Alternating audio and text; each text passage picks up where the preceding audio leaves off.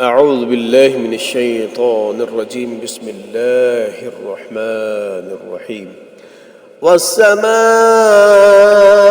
والطارق وما أدراك ما الطارق النجم الثاقب إن كل نفس لما عليها حافظ فلينظر الإنسان مما خلق من ماء دافق يخرج من بين الصلب والترائب إنه على رجعه لقادر يوم تبلى السرائر